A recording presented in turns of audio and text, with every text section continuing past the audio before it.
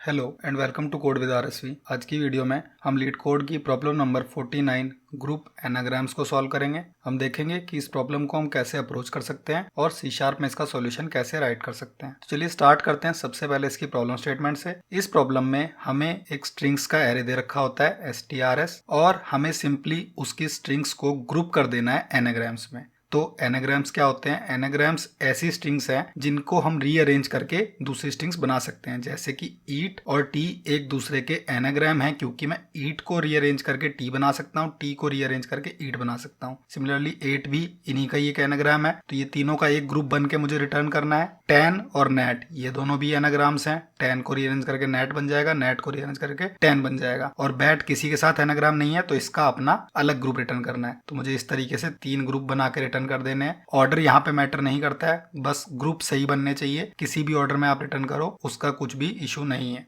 तो इस प्रॉब्लम को हम कैसे अप्रोच कर सकते हैं? First of all brute force approach इसकी हम यूज कर सकते हैं, जिसमें कि हम हर एक स्ट्रिंग को बाकी की स्ट्रिंग से कंपेयर करके देखेंगे। जैसे कि ईट आया तो ठीक है, अभी मेरे पास कोई भी स्ट्रिंग नहीं है, इसको मैंने ईट को अपनी कलेक्शन में ऐड कर लिया। फिर टी आया तो मैं अपनी करंट कलेक्शन में ईट पड़ा है, तो इससे कंपेयर करके देखूंगा कि सेम कैरेक्टर्स हैं कि नहीं। तो ठीक है, यहाँ पे कैरेक्टर सेम मिल गए, तो टी मेरा सेम ग्रुप में आ गया। टेन आया, मैंने इससे कंपेयर करके देखा, एग्जिस्टिंग से नहीं कंपेयर हुआ, तो टेन मेरा एक सेपरेट ग्रुप में आ गया। अगेन एट आया तो मैं इनसे कंपेयर करूंगा, मैच कर गया, ठीक है, इसी ग्रुप में ये भी आ गया। ये मेरा एक ग्रुप बनता जा रहा है। नेट आया, पहले मैं इस ग्रुप से कंपेयर करूंगा कि इस ग्रुप में फिट हो रहा है कि नहीं। इसमें नहीं हुआ तो मैं अगले ग्रुप से कंपेयर करूंगा, इसमें वो फिट हो गया है। तो ये मेरा एक ग्रुप बनता जा रहा है यहाँ पे। सिमिलरली बैट आया, पहले मैं इससे कंपेयर करूंगा, फिर इससे कंपेयर करूंगा, जब किसी में नहीं मिलेगा तो एक न्यू ग्रुप बनाऊंगा उसके लिए। ये मेरी हो जाएगी ब्रूट फोर्स अप्रोच। और अगर इसकी टाइम कॉम्प्लेक्सिटी की बात करें तो मुझे यहाँ पे हर एक स्ट्रिंग को दूसरे से कंपेयर करना पड़ रहा है। तो एक तो एन स्क्वायर तो यहाँ हो गया, और एक्चुअल जो कंपेरिजन है दोनों स्ट्रिंग को आपस में करने का, वो मेरा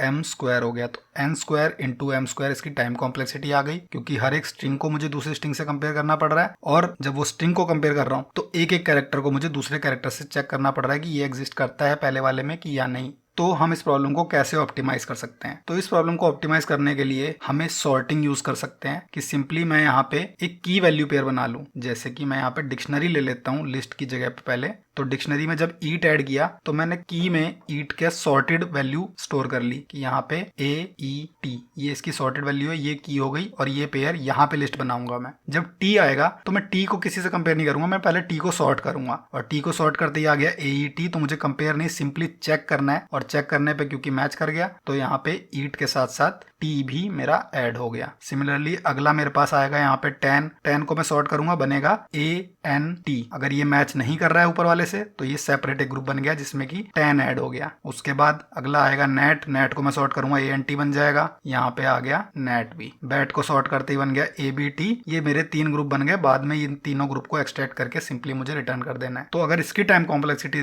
देखें तो सॉर्टिंग की टाइम कॉम्प्लेक्सिटी हो गई m log m, और मुझे हर एक स्ट्रिंग को सॉर्ट करना है तो n वहां से आ गया। क्योंकि मैं डिक्शनरी ले रहा हूं तो कंपैरिजन मेरा O1 में हो जाता है, तो मेरी फाइनल टाइम कॉम्प्लेक्सिटी आ गई O of n m log m। तो ये हमारी एक काफी ऑप्टिमाइज्ड टाइम कॉम्प्लेक्सिटी है, बट इवन इसको भी हम और ऑप्टिमाइज कर सकते हैं। ये जो log m है उसकी हमें जरूरत नहीं है। क्यों? क्योंकि मेरे पास कैरेक्टर्स लिमिटेड है। मुझे दे रखा है कि सिर्फ लोअर केस इंग्लिश अल्फाबेट्स आएंगे, तो मैं सिंपली एक 26 साइज का एरे बना सकता हूँ ABCD पूरा करके, और उसके अंदर स्टोर कर सकता हूँ। जैसे ही ई आया तो ई हो गया नंबर 5 पे, तो 5 को मैं कर दूंगा 1 की, इसमें 1 ई है। उसके बाद ए आया, मैं ए पे कर दूंगा 1। टी आया, टी जहां कहीं भी होगा मैं वहां पे मार्क कर दूंगा 1। और बाद में मुझे बस स्ट्रेट से एंड तक रीड कर लेना है कि कितनी बार ए आया, कितनी बार ई आया, कितनी बार टी आया, और उसके बेस पे मेरी ये स्ट्रिंग रेडी हो जाएगी। मेरी जो स्ट्रिंग है वो सॉर्ट हो जाएगी। तो अगर मैं सिंपल सॉर्टिंग ना लगा के इस तरीके से सॉर्ट करूंगा तो मेरे को दो स्टेप है। सबसे पहले हर एक कैरेक्टर्स को प्रोसेस करके यहाँ पे ऐड करना है, जो कि हो गया n, और उसके बाद हर एक यहाँ पे 26 वैल्यूज को रीड करना है, जो कि हो गया 26n, जो कि O ऑफ n ही होता है। तो मेरा यहाँ पे फाइनल टाइम कॉम्प्लेक्सिटी आ गई O ऑफ n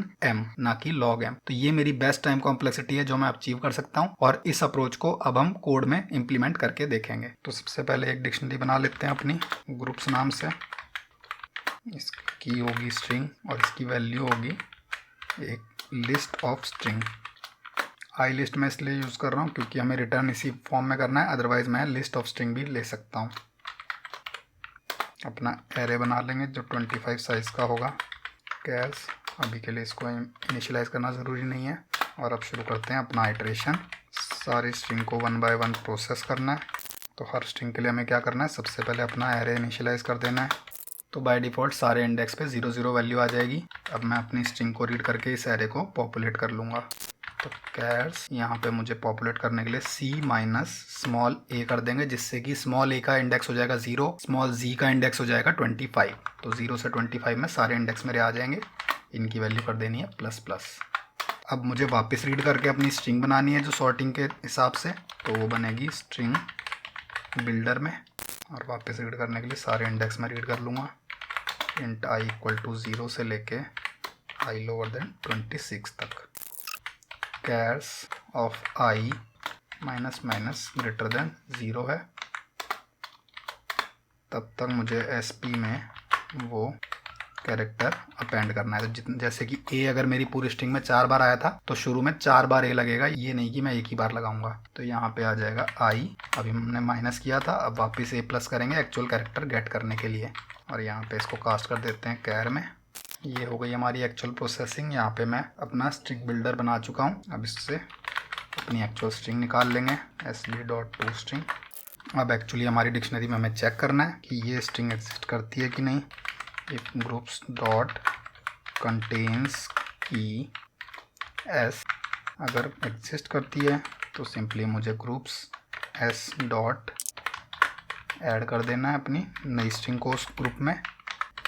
और अगर नहीं करती है तो मुझे एक नया ग्रुप वहाँ पे बनाना है कि ग्रुप्स डॉट ऐड, एक नया की वैल्यू पेयर ऐड होगा, की ये है, और वैल्यू में जाएगी एक लिस्ट, और उसमें एक आइटम होगा हमारा str जो हमारी ओरिजिनल लिस्ट थी। इस तरीके से मैं अपना पूरा ग्रुप पॉपुलेट कर लूँगा। और क्योंकि C# में हमारे पास ऑप्शन होता है डायरेक्ट टू लिस्ट में कास्ट करने का, तो हम डायरेक्ट इसमें कर सकते हैं groups dot values dot to list. अगर आप किसी ऐसी लैंग्वेज में वर्क कर रहे हैं जिसमें कास्ट का सीधा ऑप्शन नहीं है, तो आप आइट्रेट करके वैल्यूज़ को निकाल सकते हैं। लिस्ट आपकी ऑलरेडी इंटरनल बनी बनाई है, आपको बस एक एक्सटर्नल लिस्ट बनानी है जिसमें ये ग्रुप्स ऐड होंगे।